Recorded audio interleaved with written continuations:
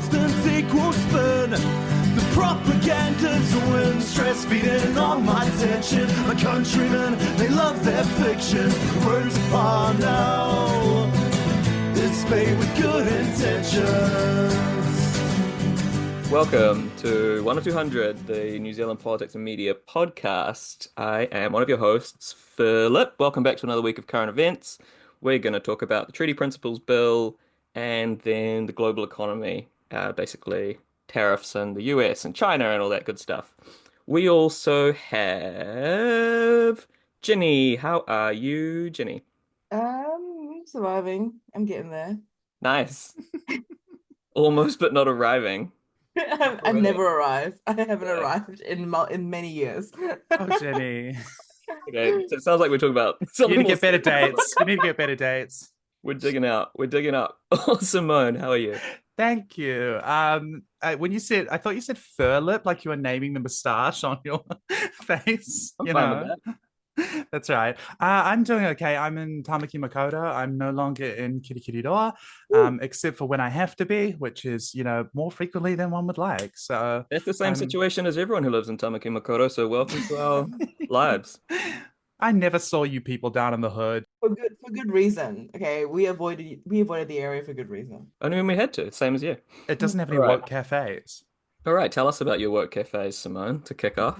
Oh, no, you need to start with this is the agenda on the list. We did do that. We We just started did to Did that. you? No, what's the Yeah. first? Okay, what's the first thing that we're talking about? Treaty Treaty Principles Principles. Bill. Thank you. Okay, now I have an anti-woke cafe story, a la Jacob Wall, Let's which, if you're a normal person listening to this and not like a Twitter freak, you won't understand what that sentence means. But we're about to explain that I was at an upmarket cafe called in Newmarket called Matilda's or Benditos or something like that, and. Yeah, this is an audio medium, Jenny. They can't see you laughing. It's all It was whatever it was called. They all have the same names. They all have something Bambina. Yes, Bambina. vaguely European sounding, but in a patronizing way, right? That They're like, calling it Bambina. It's and it's all blonde and gray-haired people between the ages. they made Bambi small. They said it couldn't be done. They said that she was too big. She was too big. She wasn't cute enough. Okay. That's why are you both musing? This is beautiful gold. I was at an anti-work cafe. It was upmarket. It was rich. I arrived early for brunch. Why did I arrive early for brunch? Because I am chronically late to every friend hang that we have. And therefore, I have a karmic debt to repay, or else my soul will have to go through samsara again. Yeah. So Born as a cockroach. that's right. And Well, not there's an just expert over here. and not just what the conservatives are calling me. So I showed up early, and then I made sure to get us a table because this place was packed full. And I sat down next to these two old white ladies who were waiting for a table inside in the middle. And while I was sitting there, they were discussing how, and I'm not joking, ladies have if you've ever been in the classical music world, there's like a received pronunciation New Zealand accent. And they had that, talking about status, etc. And so they were saying to each other, well, one of them was making the argument to the other, listen, I really like David Seymour. He's so close to my heart, and I think he's been a very good MP. But this Treaty Principles Bill, don't you think he's causing division by stoking this? Don't you think he's being unfair to the Maoris? And I was like, what is going on here? I meant that at this anti-woke rich people cafe, and I'm overhearing the exact demographics saying he's fucked up and he's done something that's made them lose respect for him. And then who should literally go to that same cafe with a takeaway coffee but David Seymour himself, who briskly speed walked away like it was that episode of Malcolm in the Middle where Hal does that. And he's kind of not actually touching his supposed romantic partner. They're 3 feet apart because Jesus needs to be in the middle or something. And then he's also got the security guy, but he decided that he wanted to drive his sedan or whatever that's got his terribly obnoxious face on it. But I was like, wow. And they pointed him out, or else I wouldn't have noticed him. I was like, oh, these people are real. These MPs actually exist in real life. Because, you never see them when you're from my sort of social milieu.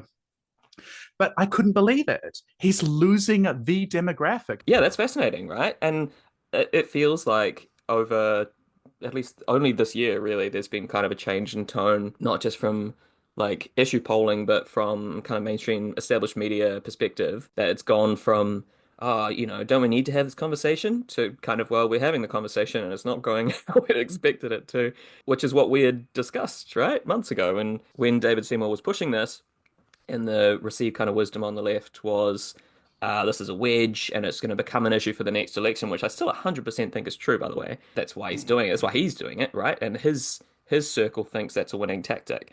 But it depends what your metrics of winning are, you know? Like as leftists, we have a more encompassing and expansive version of, for example, like public involvement and just the public square, right? And the ideas of property and constitutional arrangements and all these things. Like we're not happy with how things are either, right? So in a way, we're not being served by ignoring and pushing down the concept of like re-understanding what the treaty is. You know, in the 70s there was like the treaty is a fraud. That stuff's been like kind of changed through time, and the understanding of more left kind of indigenous activism in the like actual Maori land back movement has changed through time and the way that that's been perceived. But that's conveniently ignored by everyone in the kind of, for gross misrepresentation of it, the kind of establishment media center, or that's the kind of neoliberal perspective that they want. They don't want to be discussing this stuff either, which is why, like, the people who get angriest about the concept of the Treaty Principles Bill, other than the people who are like directly affected, are people like Matthew Hooton, right? The neolibs, who don't want there to be a conversation about renegotiation of constitutional norms because those norms were serving them quite well, thank you very much. And like John Key, quote unquote, did well by the Maoris, and like that's all you need to do, right? Tick some boxes and move on, right? You don't need to renegotiate your relationship with the state or go back to, what would Matiki Mai imply? That is a fundamental rearrangement of our, state constitutional arrangements and how people can engage with different parts of society and which parts of the security state are actually harming like a fundamental part that built our society. All those like big questions, and what do we deserve? What are our kind of positive rights in the society? That's all being kind of left by the wayside.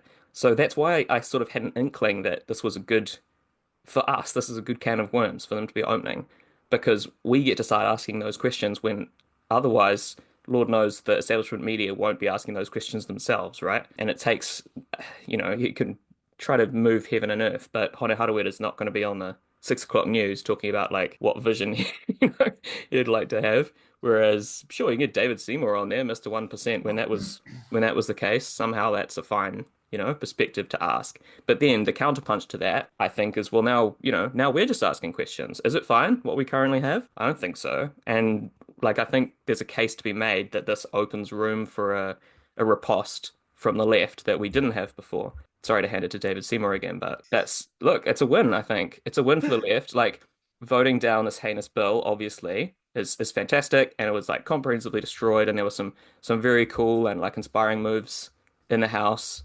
But that's all performative, right? House stuff is pretty much performative, and we knew it was going to be voted down. But to me, the exciting kind of undercurrent of it is I reckon this has changed public opinion in that soft underbelly that Simone was talking about, so that when we do come to that referendum, whether citizens initiated or a negotiation for the next government that Seymour will want to push again, the pushback will be so much stronger. Look at the Hikoi, right? I don't think that Hikoi could have come if he'd jumped straight to a citizens initiated referendum. I think the lead up has actually given us some runway. Sorry to get private sector, but like it's given us the time to kind of build the momentum to fight back, where I don't think that existed a few years ago. I might be off piece. What do you think, Ginny? Yeah, I was just going to actually ask what you think would be the next steps for the ACT Party, because I think specifically in his comments after being told that his bill was disgusting and shitty and terrible, he brought up the end of life choice law and how basically essentially in submissions almost all the entire country opposed it, but at a referendum it passed 65 to 35 or something like that. So I guess I wonder if that's something that I do want to ponder is I don't know if I think there is a chance that we see this, that there will be a portion of people who are I suppose really involved in campaigning because they saw the threat of this bill as very, very real and very, very present. I think lots of comments were also being made specifically by Te Pāti Māori MPs about how this was the start of something. And there was lots of conversation and discourse around how if we let this one thing move the needle in politics, it's going to open up a whole other can of worms for the government. And I wonder if people will see that we've defeated this essentially and almost become too politically complacent. Like, oh, being reassured that most of the country feels that Māori people should have better or at least should maintain their existing rights that the Crown has granted them. I say granted in the loosest possible sense.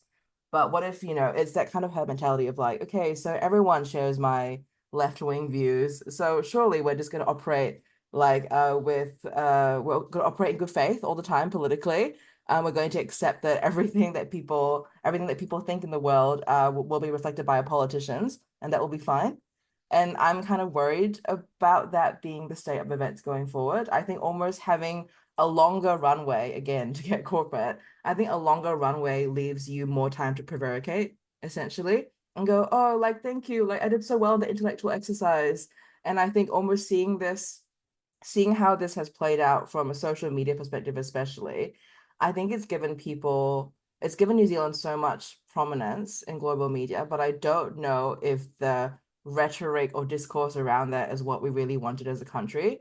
I've seen so much pickup of this stuff from obviously colonial news outlets like BBC, like Canadian outlets and stuff, and then going like, oh wow, like the proud Māori people standing up for their rights. Like, did we want this globalized narrative of our I guess, fight as Māori and Māori allies to be used, to be talked about with this noble savage language?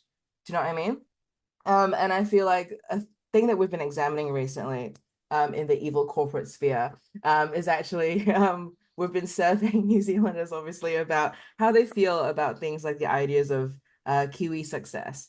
And there are these huge corporate surveys that go out every year that finish kind of around this time right now, which government and advertisers will use to say stuff like X% of Kiwis love having dinner at home, or like X% of Kiwis like love Winston Peters or some shit, like that kind of stuff. But we're kind of wrapping up those surveys now in the corporate market research sphere. And in terms of how Kiwis themselves and New Zealanders themselves feel about, I guess, how we're portrayed on the world stage, there is how would I put this delicately? They don't like, I guess, that the focus of New Zealand discussion is actually somehow embedded in this particular discourse around Māori rights. So all that is to say, while people might be going to non-woke cafes and saying, "Oh, the bill is so divisive, like how could we take away people's rights?" These very same people, I guess, at their core, are kind of holding that thought about the divisiveness in one part of their brain, and the other part of their brain is going, "But we should be known for other things." And there is some resentment still, that kernel of resentment about how much we as a country or a government push or focus on our Indigenous population. So that's what I want to watch out for, I think, going forward, is that people do hold those two things together. There can be pride in Aotearoa that is held by, I guess, woke or non-woke white allies. And whatever they say about this bill now and how they think it's, inhumane and they should keep things as status quo, it's like exactly like what you said with John Key. They just want to keep Māori happy. They want to take some boxes, but they would rather that we weren't known for this at all on the world stage. And that's going to be tough to reckon with on a referendum level. No, I totally agree. That's the risk, right? But I guess like my background perspective has always been we're in the minority. So Mm, I guess it depends like where we're coming at this debate, right? If you're the Labour Party or the National Party, of course you don't want to have this conversation yeah. because like it and it also depends what you think of the word divisive, right? And what that means to you. Like I think that's the key word that people keep bringing up and Simone, like that's the exact point, right? They said divisive. They didn't say like they disagree with the intent. They probably agree with the intent, but they don't want to be having this conversation. They don't want New Zealand to be known for this thing. Mm, So it's almost like a retread of the Tim Waltz thing. It's like they're weird. Like they're making this conversation something that we don't want to be having as a society. And as long as we being the left, the constitutional left, who want to be like retreading Māori rights in a more substantive way and talking about tino rangatiratanga and like more in broad kind of encapsulations of what citizenship is, as long as we can be seen as pushing back against something that's fundamentally making the conversation into something that the vast majority of New Zealanders don't want to be having, then that gives us leverage to be the kind of populist responders as opposed to instigators of something that makes the rich white Epsomites uncomfortable, which I think is like it's not a situation I think I've ever seen before in my lifetime. Like, think back to the Helen Clark Don Brash era. That was very much like populist New Zealanders against any like retread of this, you know? It's rip Forster and Seabed, rip the band-aid off, like no rights for Māori, legal avenues won't get you anywhere. That like background is where have always kind of come at this from. And therefore like the constitutional avenues are kind of foreclosed to us without any kind of like populist insurgency through politics, like capital P politics. Simone, I'm sure you've got plenty to add. Of course, I just forget everything all the time. Um, I think I don't disagree with what you're saying, Philip. But I do think it's worth remembering that, and not to say that you've forgotten this, that oftentimes when we say, okay, this is breaking the norm, this is kind of widening the conversation, that the only voices which are ever allowed on the news will be that the alternative is the extreme right one.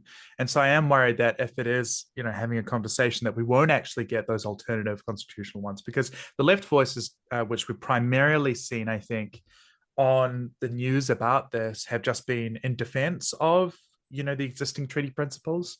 And it's like you say, we want to have a conversation about the fundamental constitutional arrangements of this country, and we ought to. When the bill was first put forward, one of the lines that was being run was, these principles of the Treaty of Waitangi are all they're all judicial activism. They're judicially created. This wasn't something that we had some kind of national conversation about, which the answer is both no, but also yes. And I agree with that from the opposite perspective. Like, again, I don't want to get the case wrong. I think it is one of the Attorney General against New Zealand Māori Council cases, maybe 1986, I could be wrong, where Lord Cook, or I think President Cook as he then was, lays out, these are the kind of fundamental principles that one can draw from the treaty, and this is the way that this ought to be understood when we go forward, and those are all things which are not in the actual text of Te Tiriti, right? And if you were to look at the text of Te Tiriti, they are much, much more extreme left in our current environment than what was being put forward as a kind of placation by the courts. And in fact, the Waitangi Tribunal, when it gives redress, I think it was explicitly said by our Court of Appeal that redress can't actually be the value of what was taken, because that would bankrupt the New Zealand government, because the theft has been so widespread, right? This land would be worth hundreds of billions, if not trillions. If all of this were to be given back, if there was to be some kind of redress or reparation for everything that was done, even just to get back to baseline zero, this would destroy New Zealand as a state. And therefore, much like in Mabo in Queensland, there must be like the spine of tenure cannot be broken, is I think how the High Court of Australia puts it in that case, right? This fundamental principle that the king is the sovereign and supreme, and Māori are kind of this perhaps slightly protected class that we kind of have to, have some form of equity to in terms of health, or aiming towards this and that in the government, as opposed to this is whenua Māori, and in fact everybody else is a visitor on it, and so our constitutional arrangements ought to be rearranged by the Indigenous people here, who decide how everything ought to be arranged, right? Which is the way that it should be done if you read the text of Te Tiriti itself. So it's not a disagreement with that. It's that I'm not sure we're going to be able to have that conversation, because I think that all of that will be shut out of the news. And I am worried that it is only going to be the alternative is, current neoliberal status quo versus, this extremist sort of view, and then that ratchet effect happens with that. That is one of the things that I sort of do have concern about.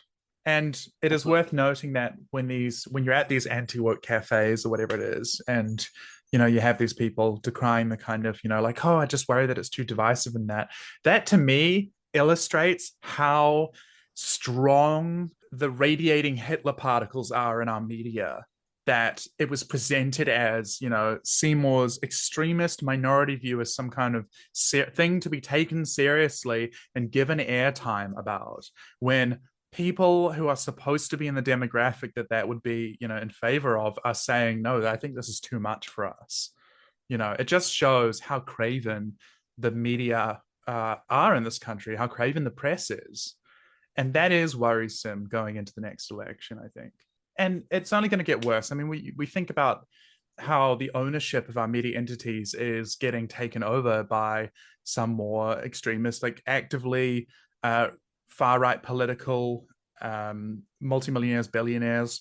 There is a real movement, and I think that because it is all and always interconnected, that what the ramp up in genocide in Gaza post the 7th of October has really shown is that if this can be done for that issue, it can be done for almost any issue, because it's a kind of omerta, like to become a made man, right? In the mafia, you got to kill somebody, because then it's like, well, you're in, you can't turn back, that sort of thing, right? Like that to me is what the coverage of the genocide has been for every other issue, is like, okay, we've got you, you won't quit your job, you won't push back, we've got you hook, line, and sinker.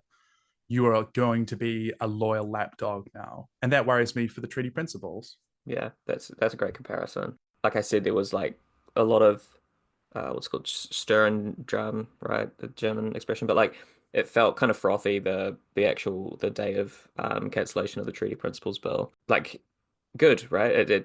You're allowed to celebrate the wins, and that's awesome. And we should, right? That's a win. But to bring my classic like half empty perspective, like we knew it was going to get voted down, and also like the people who are taking such great pleasure in a win that wasn't of their own making are not making the same kind of noise about things that they could be making a difference on, right? The regulatory standard stuff, which could potentially presage like a bigger change in the kind of legal fundamentals that we legislate based on, and that, the kind of power dynamics in our society end up relying on. Yeah, I share all your concerns, Simone, and like the media environment is probably the biggest concern, I would say, for like the left and kind of the centre left at the moment, like electoral politically for sure, because there's no aperture, right? And the Overton window from the establishment media is only going right. I don't see any kind of Leonard Cohen-esque cracks for the light to come through in that kind of perspective, which is pretty depressing. But we need to make those cracks, right? And like without any organic sympathy coming from those quarters, we need to like stir enough noise. The Hannah might be Clark moment was so illustrative of that. I think like if you know you're in the minority, you can make noise and force yourself to be covered. You're not going to be covered in the way that you want to be covered, right? Like they're not our friends, the media's not our allies. The people on like 6 o'clock news are against us. So like I think if you come at it from that perspective, and I don't know, I've always felt like this since Forshaw and Seabed, I guess, that was a realization for me that like they're not on our side. We need to like create cracks and force the light through. So I don't know. I guess that's why I come at it from a kind of ironically kind of optimistic perspective, Yeah, that because sounded glass half full to me. I know, right? But it's because I worry that like the world is the world is getting worse, right? But if you come from it with that as a baseline, then all of these things are opportunities. Does that give us a segue to the global economy? Does it? Does it? Is big economy after us? Ew, big economy? Stop it. If I knew more about Sex in the City, I could make like, narrations, Mr. Big joke about this, but I don't. You should do I'm you should do, sorry. like sitcom Nice. narrations, but in Trump's voice. It's like last week on blah, like that kind of thing. Oh, that's good. On the last Dragon Ball Z, Fuck up. Oh, I back think to that I the just have stuff. these Philip ideas. was wondering how we could segue. He said we've got the worst segues. It's terrible what they're doing to our segues. Right. Will that happen to our Warriors this week? We don't know. I'm going to say the Treaty Principles Bill. I'm going to say it. I'm going to say it. Do you want me to say it, folks? I think they want me to say it. I'm going to say it's 2 out of 7 Dragon Balls. I'm going to rate that segment 2 out of 7. I think we can do better. We can do much better. Okay. Great. Meanwhile, in global economy, is the business. Meanwhile, in the rest of the world. I have to be Meanwhile, in total agreement, Mr. Trump, about that. In fact, I love your work. turning the newspaper page to the business section. That's right. Quite literally, yeah. Quite literally. Look, tariffs. I assume if you're listening to this podcast, you probably haven't been living under a rock. There's some stuff going on. Nothing ever happens. Nothing ever happens, Philip. Nothing ever happens. People left in absolute ruins. Yeah, good fun, basically. Trump announced like a categorical kind of sweep of tariffs. We're not going to go through them all today because, come on, read the news once a week at least. No, I want to know the numbers for St. Kitts and Nevis. Oh, so that was 71%. I'm making this up. No, 10% actually. well now it's yeah. Oh, do you have them in front of you, Ginny? You're scanning.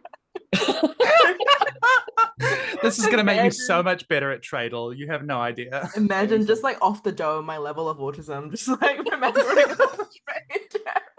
Not the trade autism, but the tariffs autism. Yeah, That's exactly. A mind palace with just percentages around each different location. doing the Sherlock like Minority Report sort of thing Yeah, with your hands. Yeah, but specifically with Tariff. Swiping aside Hound Dog to show like 25%. 100%. Well, yeah, we're all 10 now, apart from China, which is great, I guess. It's Yeah. fun, isn't it? So Yeah, good. exactly. So the changes were after the initial kind of sweeping posterization of not in a good way, not posting in a good way to be clear, but like putting up a poster with numbers all over it, and then the bond market's freaking out. Basically, 30-year yield bonds looked at risk, which I think probably was one of the catalysts because that's mortgages in the US, and once you lose the mortgage belt, you're kind of screwed politically. Trump obviously caved to the bond markets, so said a 90-day pause. Be clear, it's still a pause, right? Like that's not really hitting many headlines at the moment for 90 days. 90 days is not that long. That's really, on a scale of geopolitics, that's no time at all. But paused everyone at 10%, which, if he'd announced that every country in the world is getting an additional 10% tariffs from the US, that in itself is a shock to global markets, right? Like, that's a pretty fucking significant change to the flows of trade and logistics around the world. So, look, there's lots of ways we could take this conversation, but like, I think a couple of interesting things that I just like to kind of inject as framing, and feel free to disagree if you disagree. I thought the silver lining initially for New Zealand's trade perspective was that our competitors were tariffed more highly than us. So if you were like a wine exporter, right, these tariffs were actually probably good because if you're selling high value wine to the US, which is what a lot of our wine export is, then your main competition is the EU, which had a higher tariff, and therefore like more people were going to buy New Zealand wine. So there were kind of silver linings. Those silver linings no longer exist, right? So from a New Zealand perspective, this is maybe worse than our initial kind of numbers were looking at.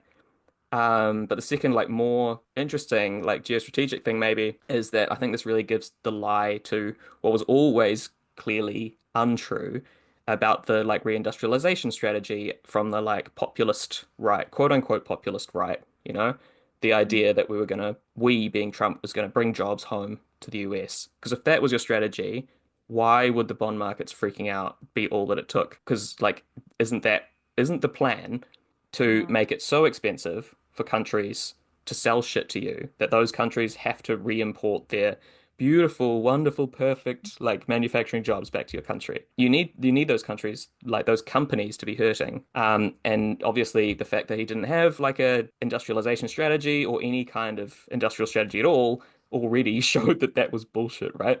But the fact that he caved so fast, I think really just like puts the nail in the coffin of anyone claiming that it's about jobs, or that it's about higher paying American jobs, let alone the fact that like the high paying manufacturing jobs aren't because they were in manufacturing, they were because they were unionized and of like decades of struggle, blah, blah, blah, blah. Somehow this is also Dearborn, Michigan's fault. Yes, right, of course, which is the exact opposite of anyway.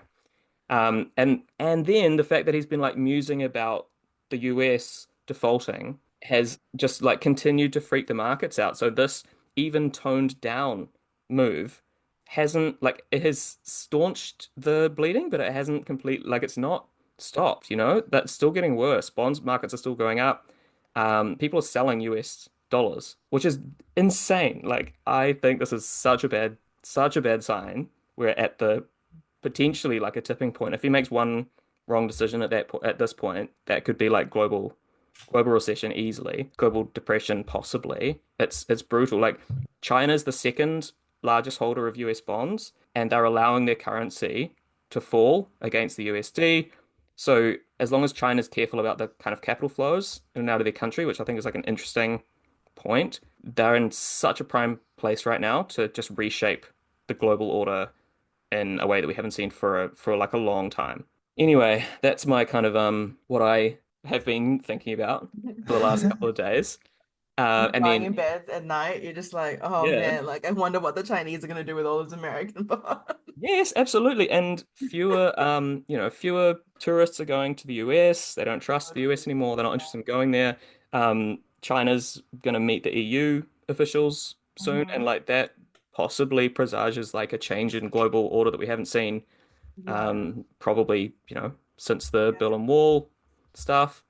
Um, and bond markets are still going up, which I can't get over. Like that is incredible. I really thought this 90-day pause would be it for Mhm. because, traders love Trump, right? They're into it. So the big hedge funds I would have thought would have been quick to turn around, and they were. There was the highly publicized kind of, post backflip bump. But the fact that overall things are still going down, that is, I think, terrible news.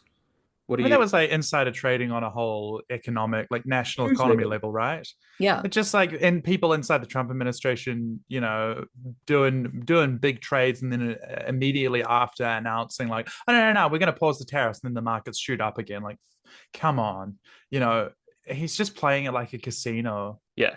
And it turns out the global economy is more than just a casino. Um, Yeah, well, I don't know. it The is Libor part scandal might suggest otherwise, but it is partly a casino, but when a lot of the investment players are like retirement funds or kind of long betting Warren Buffett style kind of operators, then it doesn't like it's not as sympathetic to those whims as I think the kind of day-to-day finance and establishment kind of headlines would have you believe because like just the bond markets are brutal, right? They will kill you. Like there is nothing more. It was James Cagle, I think, who said like if I wanted to come back in my next life as like a powerful person, I'd come back as the bond markets. Like that shit will fucking wreck you, you know? But usually it's yeah. leftists who are concerned about changing something economically and the bond market's destroying them. So it's something I've spent some time like thinking about how you get around. And it is like it's a knotty problem if you want to be engaged with global trade and not wrecked by finance capital through the bond markets. But Yeah. it's fascinating to watch it turn on one of their own. It is. I mean, it's like what racists say about white people basketball teams. China focuses on the fundamentals. Wait, Not sorry, what?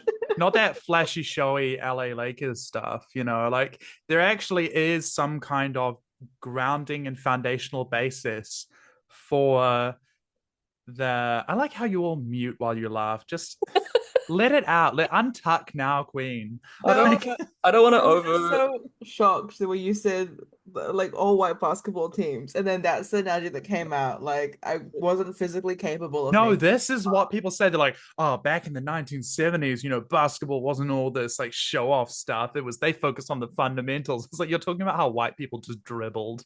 Like, but never let it be said that 1 of 200 isn't au fait with sport metaphors. that's right.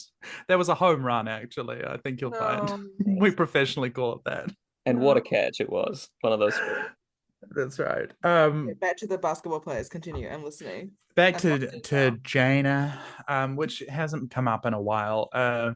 I do think there is a kind of foundation, there is a kind of grounding to China's economy. And so, whereas I think the US has become entirely services and, increasingly abstracted financial instruments, which was true even pre 2008 global financial crisis. In fact, that's what precipitated it, right? These synthetic CDOs and other kinds of really arcane financial instruments based on something which was just arbitrary value going up, these kind of home loans and sales of real estate, that China actually has industry and it actually has these trading partnerships. It has the Belt and Road Initiative. It has, it's forging these relationships with the EU and with a lot of other kind of sub S tier power players in the world, these kind of collectives for trade. And it's also developing in the long term its partners. So, like developing Africa to then in the future have partners that aren't tied to the United States and will be kind of reliant on China as a sort of, like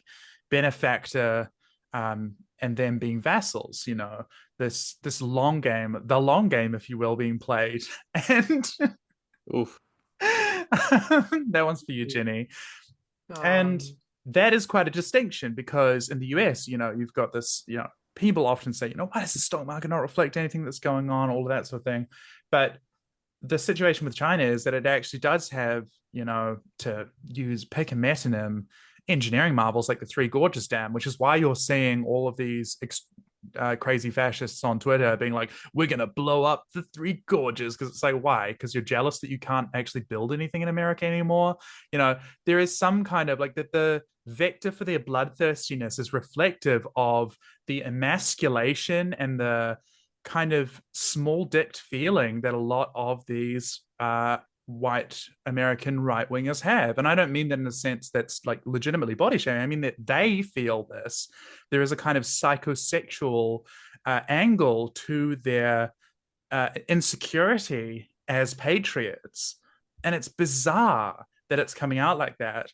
But China is in such a good position in comparison to it. People talk about it being in the ascendancy, but while it is in the ascendancy, and that is true, it's not only one where, it's just some arbitrary thing like the renminbi is getting higher in value. In fact, quite the opposite, that China is playing with those levers in order to be able to strengthen its position as the global hegemon in however many years' time. It's pretty darn close to eclipsing the United States as a superpower, and there's almost nothing that could stop it now, I think, bar a kind of nuclear exchange, because it has those fundamentals. And it also has what's his name, Matt Iglesias, called, like, wanting 1 billion people in your country.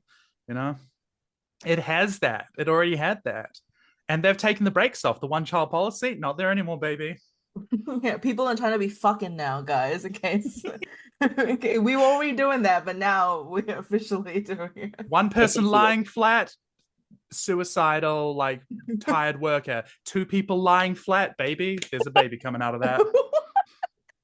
What page of the Red Book is that on? What do you think 996 69? stands for? What do you think? Come on, it's right there. Come on. It's been in front of us the whole people. time. It's in plain sight. They've got the fundamentals. Yeah. We just put a U between communist and manifesto. We get okay. I actually had one thing I was thinking about myself, not while I was lying down in bed, actually, overnight over the course of 2 days. While you were lying flat? Yeah, while I was lying flat, I was thinking about Christopher Luxon. Oh God, no, fuck, that's such a bad implication. Shit, no. What I would say to you is, Ginny, while I was seated upright in my chair at the office in an entirely non-sexual manner, I was thinking about Christopher Luxon. Mainly because I think he made some comments about working with the European Commission or the European Union in light of these tariffs. So I don't know, he hasn't really given too much comment, I guess, on New Zealand's response necessarily here. But it looks like he was doing the whole, like, great, heard about this, now I'm gonna, like, call everyone that I know in my, like, government phone book and see what I can make happen. And so I think what he's done is he mentioned that he was talking to people or world leaders that were part of the Comprehensive Progressive Trans-Pacific Partnership, CPTP, which is like not that trans, but it is CPTP, yeah. That thing, yes, that thing. Cis-Pacific Partnership. Yeah, more like the cis-Pacific Partnership. Got him. Got him, Simone. Got him. Sorry. But no, like I think he was talking about basically going to meet with delegates from the European Union, essentially, and talking to them about how they could contribute and coordinate with the CPTPP. And even though he doesn't think he could sign everyone up to the CPTPP, I fucking hate that abbreviation now. He is, I think, basically, as a country, we are making these moves and having these conversations about essentially tying our own trade routes and trade programs more strongly to the EU. And so we think about who is in the CPTPP. That includes all of the ASEAN countries, Singapore, Malaysia, Vietnam, I think, as well. And we also have Japan in there, and we have the United Kingdom. So I think we almost see, in a way, a reformation of the old European Union bloc, plus the UK, and I guess our current Pan-Pacific trade partners. And I'm just wondering, essentially, if, for example, Donald Trump has a stroke, and then the tariff situation is unresolved, we do almost see alternative trading blocs start popping up now. And the emphasis appears to be from comments made by EU leaders and also strangely by Luxon, which was like a really weirdly smart thing for him to say because I'm not used to him saying smart things. But they were really focusing essentially on rules-based trade. They were like, okay, we really have to do stuff by the book now. It can't be in some crazy guy after too many Big Macs, like gambling with the levers of the economy. It's got to be rules-based trade, collective action, collective commitments by, and I'm quoting directly from Luxon here, a large portion of the global economy, and that it's completely necessary to preserve free trade flows and protecting supply chains. So in my mind, okay, we're going right. We're going to meet up. We're going to bring Oceania together with the UK and the EU and our Pan-Pacific Asian trading partners. What's going to happen then, I suppose, to the US's current import-export schedule with a lot of these people? They're going to be given probably, I think the EU has the ability to give them potentially a better deal than what the US has been giving them. And opening up these smaller trading partners to bigger markets, like, and also opening up, I guess, Central European country markets to big players like Japan, for example, like Vietnam, Singapore, who makes nothing of its own and has to import everything. I think it's a really, really big step for some of these countries that might have been on the fence about whether or not they, I guess, go with American hegemony or like start to think a little bit freer in terms of trade. So I thought that was interesting in that even Luxon has had like a moment of sentience, in the barren expanse of his brain and been like, oh, actually, you know what? We do love rules-based order. And obviously someone's fed him that line because that's not his usual, I guess, like tenor or tone. But the fact that it's reached us is really interesting. And that there is a larger body there, a larger trade body, probably the EU at this point, who is trying to move opposing levers to Donald Trump's drunken levers on the market right now. Yeah, for sure. I mean, it goes almost full circle to what we were talking about at the beginning of the episode about like neoliberalism versus like just full, I don't know, Mm, robber baron fascism. Like, um, because that is the standard, right? Like that for most of our lifetimes, that's been what New Zealand is like a free trading neolib like cog in the fucking grinder of international trade, yeah. which like doesn't work for poor people, but like of course the people who succeeded through those mechanisms, like an airline CEO, that's how he'd think about the world. Is that like free flowing capital and people makes money for logistics companies, and therefore like movement and transport and all these things continue to ascend. And people who didn't succeed through their own like brilliant merit at whatever like Christchurch Boys High school they went to, like unfortunately don't fall upwards up the pile. But the complaints about the TPPA, like it's interesting that you say like the CPTPP because before it was the CPTPP, it was the TPPA, right? That And was we had so much opposition to that. Like it was actually crazy. yeah, Yeah. I was part of that opposition, and when the CP was added to it, not to Yeah. not to start a whole new like spiral based uh conspiracy, um, like Jacinda very publicly was against it. And then when she became leader, she said, well, what if it was comprehensive and progressive? And Yeah, therefore, that's right. P stands for progressive, so it's good. Yeah, what if we put some adjectives on there that were like peace and love agreement for trans-Pacific countries? And everyone was you know, like, yay, we love that. That's so good. painting a Never believed rainbow, in magic till I saw my dog turn into a snake. Jacinda Ardern. painting a rainbow on the side of a F-35 of like New Yeah. Zealand trade agreements.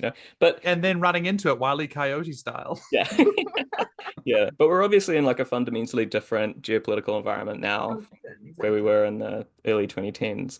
And like it is hilarious to watch the flips, right? Like the US was the big bad at that point in terms of the trading threat, and then Trump pulled out of it. So now it's no longer like these companies being dominated by the US, which doesn't mean the agreement is good for working people in those countries, but it does mean that like the geopolitical dynamic has fundamentally shifted.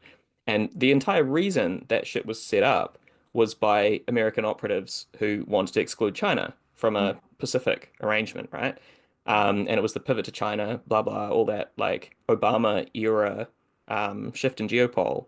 But I think it's fascinating that now that Trump has kind of reignited the neoconservative isolationist instincts on the right in the US and unilaterally pulled out of it, that takes away that threat, but opens up new opportunities again because it means like that organization can now pivot in a way that's not run in the same kind of way. And I don't think we're going to put the toothpaste back in the tube in the Republican Party in terms of free trade. Like I think the next Donald Trump is also not going to be a free marketeer. I don't think Mitt Romney too is going to be the next Oh, leader of God. the Republican Party, So who knows, right? Like the EU, CPTPP, China bloc, that's the world, right? Like at that point, we're isolating the US and not vice versa. Right. And you're right, like that's an exciting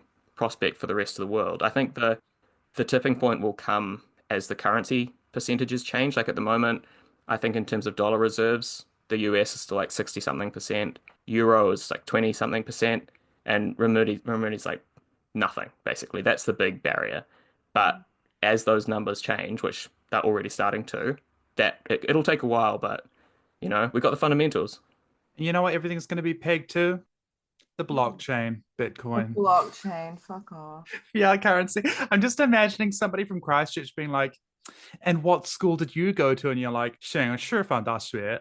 You're just like, Yes, yes. yeah, it's like the Beijing Trade School for plumbing or something. Yes. Like they have all these vocational schools, I think, in Asia and stuff that people are not ashamed of going to. So it's so bizarre when like people here are like, "Ooh, where did you go to school? Like Westmere or whatever the fuck?" And someone's like, "No, like school that taught me how to be a tradie. Like those are real schools. They're good." It's fine because it's fancy because it's in Beijing, so it's got to be surely, right? That's right. I think my dad taught at one of those schools. Oh Lord. He got successively pushed out of anywhere cool. So like he started off as a university teacher, and then like after a few years of being like white boy expat there, he eventually had to teach at like a high school, and then in Beijing, and then he had to start teaching at a high school in like Gansu province because it just had to get like worse and worse over time as he alienated everybody in his workplace. And that's how you're doing beautifully well as a quote unquote expat. Did you see what Winston Peters was saying though, basically about Luxon reaching out to other people? He was like, "What the fuck are you doing?" Yes, he yanked Luxon's leash, and He was not like, in a "Look hot at way. me." He was saying, who do you think is the prime minister here? It's me. I've never seen this before. Somebody saying who was the foreign minister from a different party, a party that got like 5% of the vote, something like that, saying to the prime minister, the first minister, the most important person in the country, saying, "Why didn't you consult with me? I'm the Grand Vizier. I run the state." It was bizarre.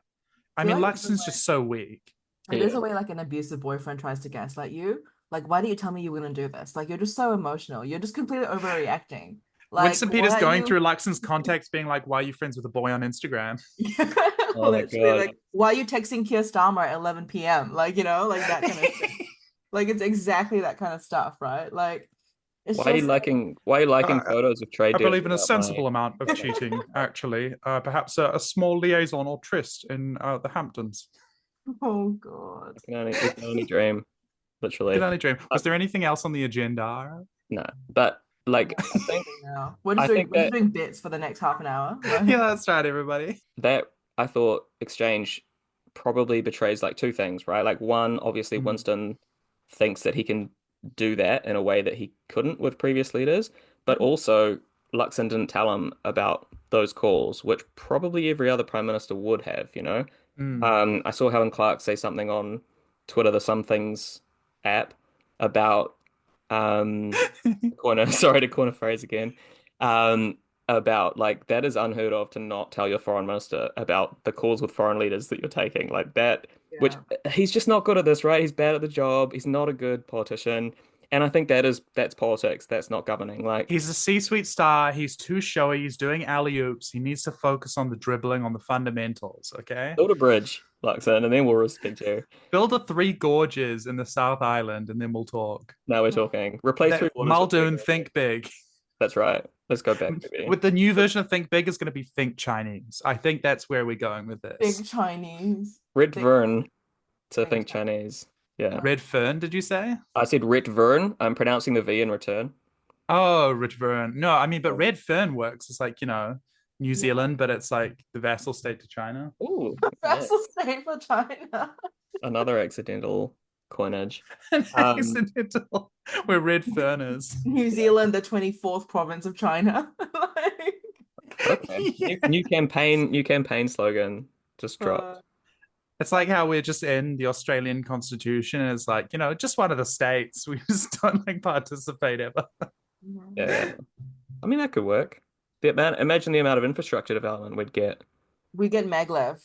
I would Yeah, love that right. for us. We get maglev instantly like that. New Zealand is actually New Southeast Wales. Okay, that's pretty good. And on that bombshell, wrap. Thanks, team. Ginny, any final thoughts for the week? I want maglev now, so if we could become a vassal state quicker, that would be really great. Like, let's just hurry that shit up. Do the red fern logos. If we have a flag referendum again, someone please submit. One of our listeners who can draw really well, please submit like the red fern idea. Like, I'm begging you to do it. We've got some. Yeah. Let's go, listeners. Let's get artistic. Send us some shit. We haven't. Yeah, specifically your best ideas for flags that would indicate Aotearoa's new place in the world as China's vassal state. Yeah. Look, we're all going vassal state. It's just as usual, we're 20 years behind. But I'm giving tribute to the Qin Emperor. I'm getting together my tile coins. I'm offering up 100 eunuchs, which are just my friends in a Discord server. Oof, brutal. Some of us are here, Simone, and it's a little to out us like this. Sorry, just giving us back to the empire like that. Yeah, I mean, I would go willingly, and I would accept a bribe for a position of privilege in the empire, but still, like, we're doing sortition for orchiectomies. We're just taking random members of the population. Simone, any final thoughts for the week? Yeah, so many. I'm always thinking big thoughts. I'm thinking big. I'm thinking Chinese. I'm Chinese Muldoon. That's a free display name for any of you out there. And I agree, Maglev. I'm sick of getting, now that I'm in Tamaki, these notifications from AT saying the trains are up for one day this week. Sorry for the convenience. I'm sick of that. I'm sick of people pointing at like a 15-year long plan to, do this a crazy, amazing rail expansion. And then I look at the map and it's a small, tiny circle in one part of the isthmus. What are you people talking about? You think so small. You have such like little Trump energy about this. How is the CRL or whatever it's called a major game changer? It's tiny. I mean, we need to be thinking big. We need to have maglev. We need to have, like, if you're gonna have a slow train, have like an overnight, like 200 to 300 kilometer an hour train. That's not that fast. Yeah. Up and down the country several times. Get rid of, we should sell all of the airport shares and then like just destroy the airport with hammers after we've made money out of it, and then build rail. Okay, that's what we're doing next. Amen. Nice. I saw to go full circle and finish on an anecdote as Simone started. To connect up the CBD to Ponsonby, about this. Doing the CRL of segues, right? I was in Greyland last night, and I walked up a road, and there was a tiny sign. We're talking like more like Galen. Got him. Oh, Simone comes to our city. Comes to our city and immediately starts deriding and making up entirely appropriate nicknames for suburbs. Devastating. There was like an A4 core flute sign stuck to a traffic sign, and it said construction is planned on this road. Traffic will continue as normal. And I was like, thanks for the fucking notice. That's literally the Vine road works. Yeah, I sure hope it does. I'm on it. Like, by the way, if you're a listener and you're uncomfortable and wondering if I have the pass, I live in Mount Albert, so like I know which of the Mount Albert noodle houses is the good one and which one is the bad one. I'm going and getting their bubble tea like at least 3 times a week. Okay, hey, nice. I'm going to the laundromat instead of buying a washing machine. Okay. Oh my god. Okay, let's wrap. Thanks, team. That's been another episode of 1 of 200 after a fashion. My name is Philip, and we've had Simone, and we've had Ginny. And we will catch you next week. Bye. If artificers are then I'm living a pointless life. right, but learning all your lessons. Fucking politics, there's no distinction. The road's upon now. It's paved with good intentions. And I'll admit that I'm at a loss for what to say when they quote this as a cost we ought to stay. Cause I live amongst the people every day. In this vindictive, forgetful fucking rain. It feels like